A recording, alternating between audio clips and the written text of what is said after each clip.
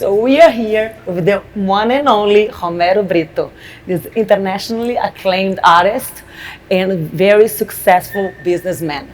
We are very honored to have you as a guest speaker in our event, The Real Talk, on November 15th, where we're going to be celebrating our decade of success. Thank you again. Oh no, it's great to be here. Always wonderful to, to discuss about my art, to, have guests here at the Palace. And I can't wait to hear what you had to say and what you're going to ask me. So the first thing that I want to tell you is that we are very, very happy because you added the color to this beautiful event with all these major players. And my first question for you is, what happened that you have chosen Miami, that your art burst in Miami, even like before we didn't have like all these museums and everything that it is in here right now? Well, I came here many, many years ago to visit a friend of mine that we're still friends today. His name is Leonardo Conte. And I have to go a little bit back to my story. I grew up in Brazil in a huge family. And as a child, I made friendship with a family from England.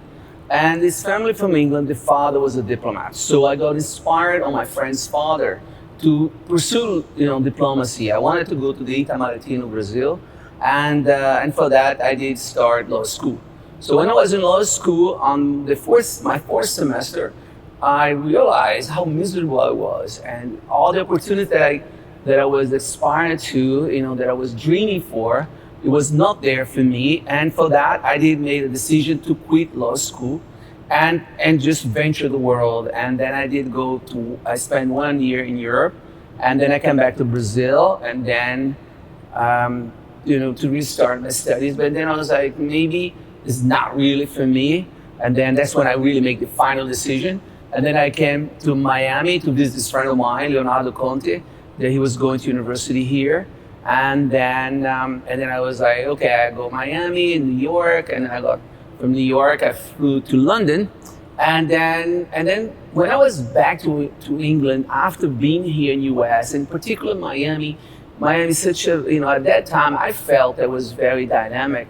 And I was like, I'm gonna go back to Miami because Miami reminded me so much about Recife, the water, and it's so clean, and the vibe was very special with the Latin vibe. At that time, there was not that many Brazilians in here, and it was mostly the Cubans and some other Latin Americans.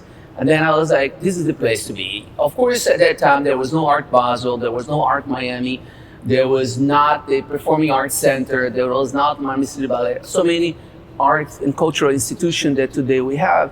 And but nevertheless, I feel inspired being here in Miami, and I stay, and I'm so blessed and so grateful for the city to embrace me. All the former, Miami mayors always, and people around, the community, not only politicians, they embrace me.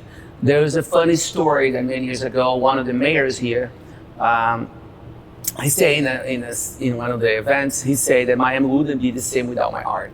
My art is like my art is like the water in Miami. Miami wouldn't be the same without the water, and the same wouldn't be the same without Romero.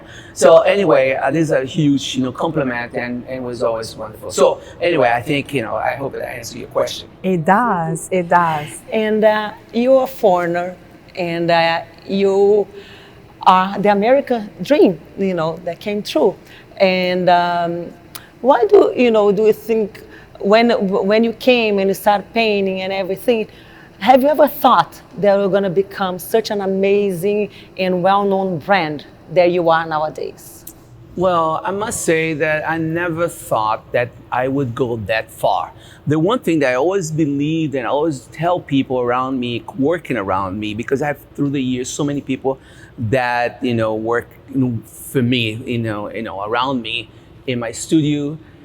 I always believe that you have to do your best every day, because if you do your best every day, things are gonna happen to you. You know what I mean?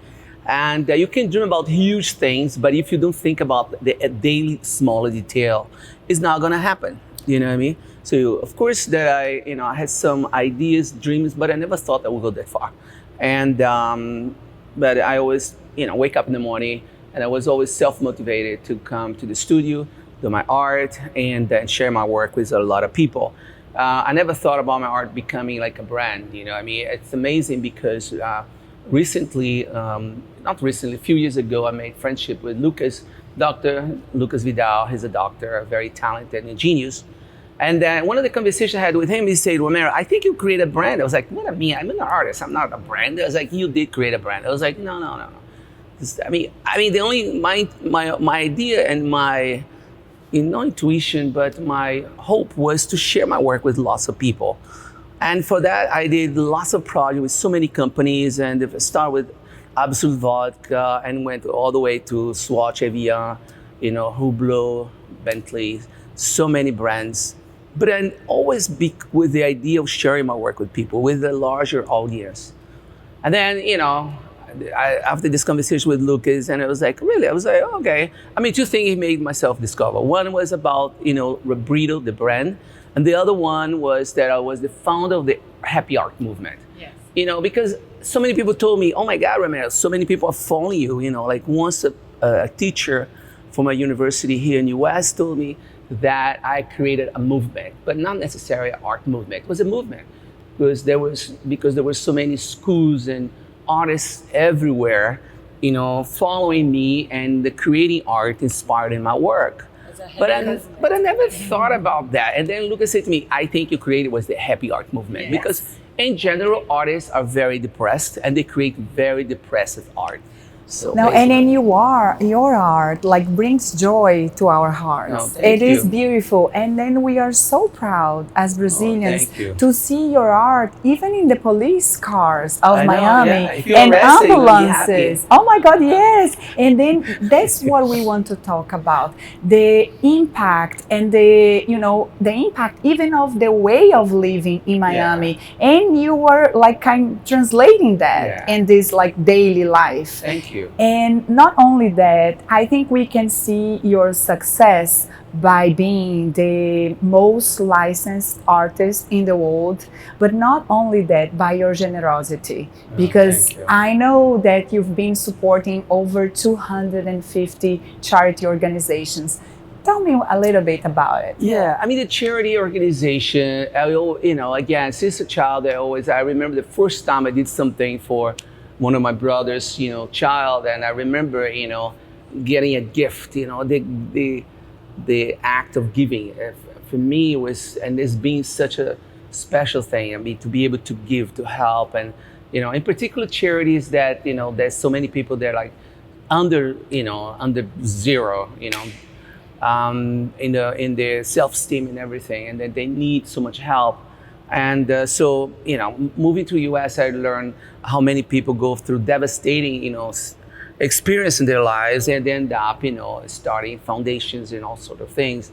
So, and then, people start asking me, and of course, I enjoy doing that as well, like partnered with people and, working with people, together with people to make a difference in the world and all sort of thing. And in my foundation, the focus is education, because I do believe that education can change people's lives and can change families, can change communities.